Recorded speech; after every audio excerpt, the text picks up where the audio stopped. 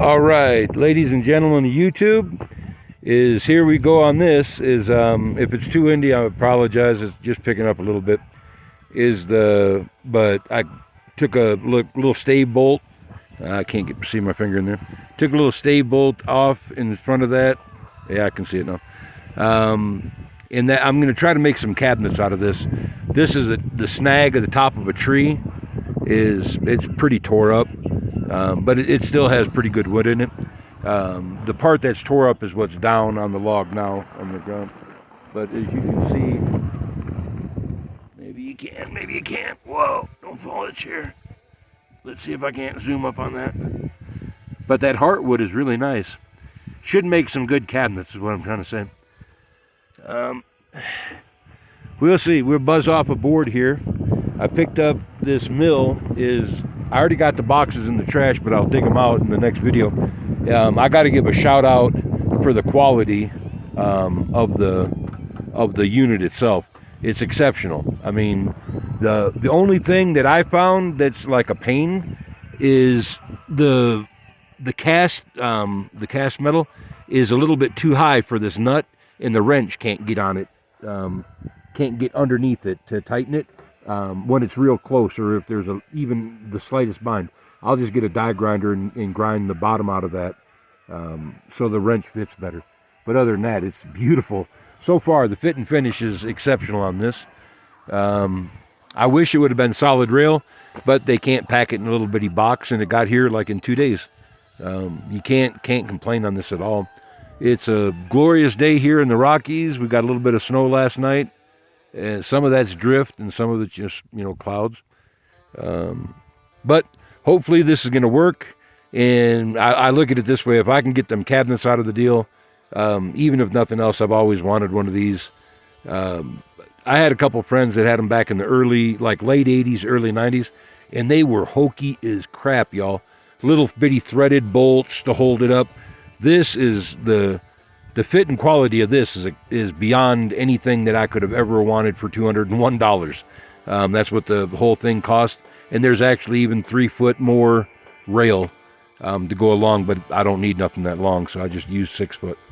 Let me get to doing this, and I'll buzz this board off, and I'll show you what I've done. It's at the bottom here, but I got it blocked up. It's 3 inches in diameter difference. Like I said, this is the top of the tree, so the run out goes real fast. Some of these other logs, they wouldn't have a run out, be 1 inch and 8 foot. Down in the trunk area is what I'm trying to say. This, because of the top, it's bigger run out.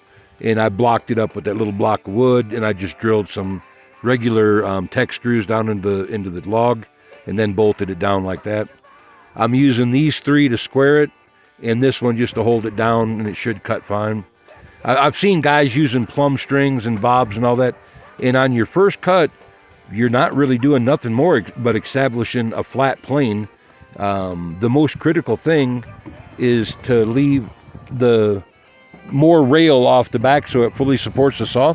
That's the biggest mistake I've ever seen anybody using on these mills is they're trying to cut like 12 foot of log with 11 foot of carriage, and that's just not well. But like I said, it would have been better if it was one piece, because I can see this one going south, someday. You'd need a level to keep it always right. If I can find some of the extruded, I'll probably do that. I'll probably change out the rails. What else? That's it. Let me get this cut, and then we'll get right back at it and see what it looks like on the inside. All right, and we are back, and like I promised, I dug the box out of the trash, and I hope I can zoom up on this and y'all can read it well. Focus. All right, these are the people to contact, and exceptional, really good is what I'm saying. A really good product is what I'm trying to get. Oh, here we go, right here. There we go. Maybe you can look it up with that. But exceptional product is what I'm trying to say. The only thing funny is I know that, I guess, China people, well, I know I had friends in China, some of them are as big as me, but the gloves that they sent me, they sent them in the package. I don't know if I can get that on my hand. I believe I'd be as safe as OJ and them dudes. They're not very big, is all. I'm just teasing. Let's see, the board here or the log. I had to, if you see over here, I had to take the end of the bar. My bar is real short for this thing, and I have like the dogs on the other side. That it wouldn't make any difference if it was longer, but they take up about an inch, and it just wasn't enough to get it finished, is what I'm trying to say. But now the only thing, and I got a circular sawmill in Arkansas, my son still has it, and the only thing is where it was deflected like that is it wavered right there. I can't point and hold it at the same time. About 6 inches in, 8 inches in, is it wavered right there, but it was fine on the, I checked it out with the entire, I drug this across the entire thing, and it's like right there, there's a dip in it, where the blade, dipped down, whatever reason, it just dipped a little bit, but it's good at the end. I'll go to, tomorrow is Sunday, I'm going to go tomorrow, and like swim like normal, do my thing, but I'll run into town and pick up a bigger bar, like a 30 or 36 inch bar, and then I can slice this up nice. It did an exceptional job. Like I said, I had circular sawmills before I had the band mill, and this is too rough for a band mill. This is like, holy cow, this would be like not acceptable at all for a band mill.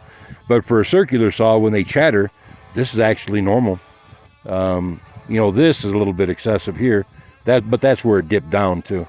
But right here, that's about normal for a circular sawmill, and it wastes about as much. The only thing that this one, you can take it to where the trees are, and in a circular mill, not so much. So, but it did a real nice job. Did a real nice job squaring it up, and we got just about as much this side as we did that side. Let's get that. I'll get this in the picture. Eek. There we go.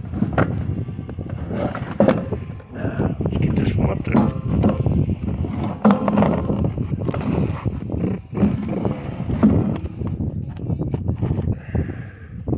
And I looked down the side of this, but I couldn't tell. I don't think it made a bulge. I don't think it was bulging this. It was just digging down into that log over there, into the bottom log it was digging into. It didn't like make the bulge on that. But as far as girth goes, it's pretty much centered. It just had that much run out in it. Whatever that is, it's a little bit much. But not like you could get much out of that. Maybe a thin board or something like that. I don't know how much you got on the side.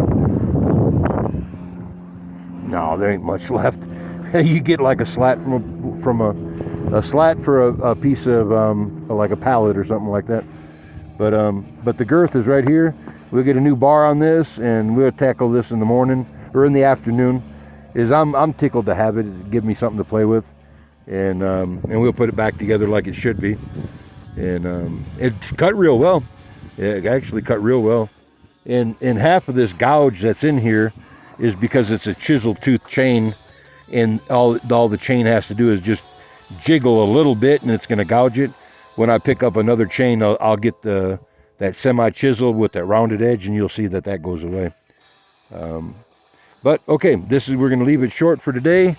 Another shot at a beautiful Colorado day here, and everything is going good, y'all. Talk to you then, and stay good. Think of three things you're grateful for every day. Say them out loud every day. You'll get it's just good for your mood. It's better. So I'm going to take my toys into the house, and like I said, I'll get ready to go swim in the morning, and we'll talk to you then. All right, bye.